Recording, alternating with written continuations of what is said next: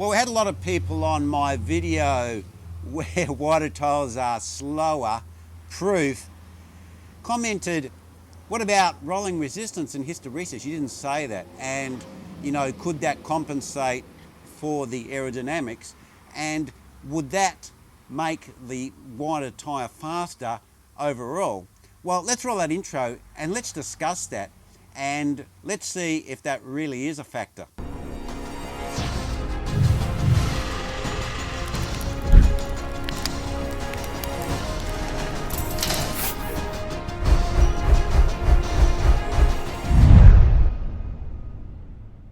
Well, if you listen to the bike industry and these online bike magazines, they talk about the tyre being wider.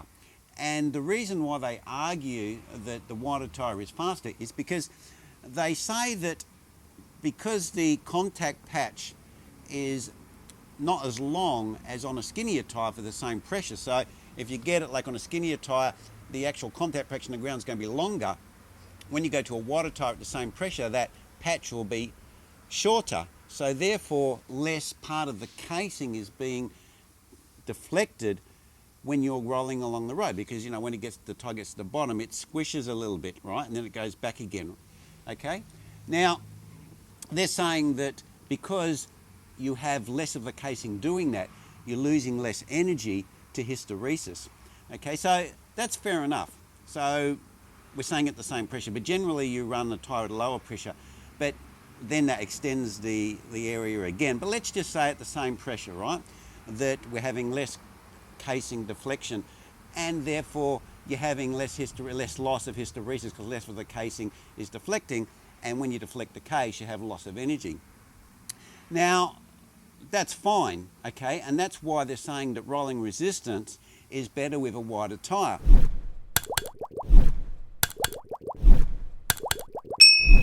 There's another factor that they're missing here, because you need to understand why a wider tyre is better on rough or loose surface, and that's why wider tyres are used on mountain bikes or gravel bikes, and skinnier tyres are used on road bikes traditionally. Now I know they're turning the whole cycling world upside down and saying the opposite, but let's just go back 10 or 15 years or 20 years, right? Now, a wider tyre, right, at a lower pressure is better for rough surfaces, because unlike let's just forget about that patch area that we're talking about, when you go over a rock, okay, that wider, softer tyre will deform and the tyre will shape over the rock, and the rim and bike will then move forward without going up and over the rock, okay? So therefore, you're losing less energy from lifting the whole bike and rider up and then down again over the rock. And the air in the tyre acts like a shock absorber, because all of the air around the whole tyre acts as a shock absorber to the force of the rock hitting the tyre as you're riding over it. Now, this comes back to the hysteresis again. So they're saying, oh yeah, you know, you've got this tyre flexing.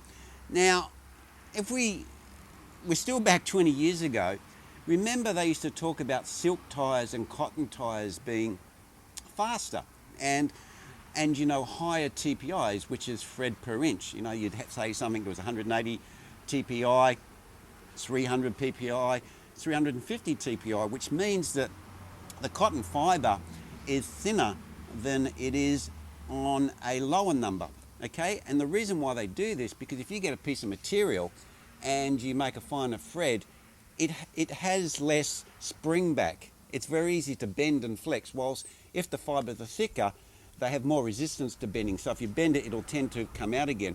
But a nice fine thread will bend very easily and give no resistance, right?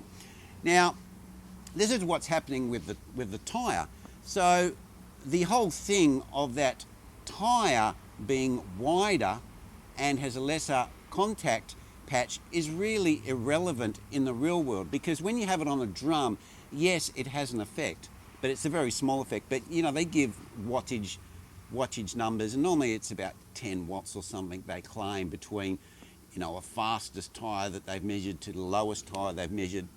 Now, in the real world, we have surfaces that are not smooth, not dead smooth anyway. And unlike a drum, they vary. Now, if you have a tyre that can accommodate different surfaces and flex, the sidewall can flex, right? So it has less hysteresis in it, right? So it's like a t-shirt can just bend, it doesn't have any spring back. Then it can absorb and use the air in the tyre as a shock absorber to accommodate that rough surface, and will actually make you faster. And this is why lower pressures can be faster in a skinnier tyre or a fatter tyre if the surface is rough enough. Now, going back to the wider tyres again, the wider tyre with the modern tyres is not like the old cotton tyres. It's very thick, and the reason why they need this is because they're going to hookless and tubeless tyres, and what they need to have in the sidewall of that tyre is threads that go all the way around the tyre that can't stretch, and they have to make that sidewall of the tyre very, very strong in its stretching ability, so it just can't stretch. And the reason why this is because that's what holds the tubeless tyre and the hookless tyre on the rim. Okay, so that part of the tyre needs to have a heavier construction, which goes against the whole idea of it being very flexible and being able to absorb the bumps that you're riding on when you're riding along. So really, on a very smooth surface that'd work, but on a rough surface they're actually going to have a negative effect. So what do manufacturers do? They go to a wider tyre with a lower air pressure to accommodate for that poor sidewall construction. Well, it's not poor sidewall construction, but it's a sidewall that does not accommodate rough surfaces as you would have with a high TPI cotton tyre.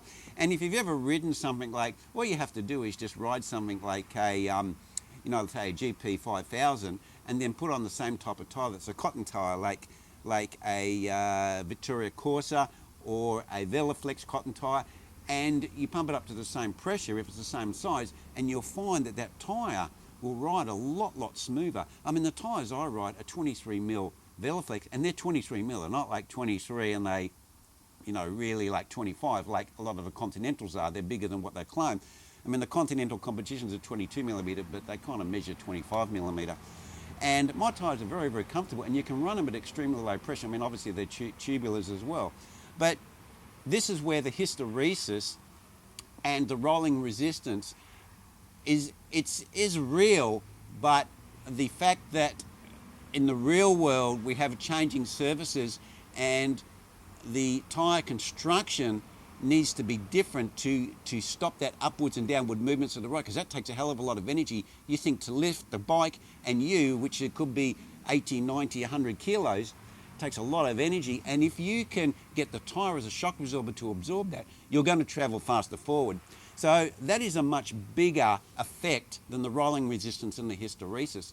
So this is why I've said before that even though those things are real and you can measure it on a drum, in the real world they're pretty much meaningless. They don't have as much a factor as it would as having a very soft sidewall or aerodynamically. Well, anyway guys, that's where I'm going to leave it. Leave your comments down below. I know there's still going to be people out there who go, no way, wider tyres are faster, blah, blah, blah, blah. Well look, at the end of the day guys, if you want to ride wider tyres and they're more comfortable and you enjoy that part of your cycling more, I'm not saying don't do that. All I'm saying is that when it comes to outright performance, right, on a normal tarmac road, wider tyres are going to be slower. And that's before we even factor in the fact that you go to a much wider tyre, you've also got a much heavier wheel, because you could be talking about a cotton tyre being 200 grams, and then you put on a tubeless tyre, which is going to be a lot more plus your sealant.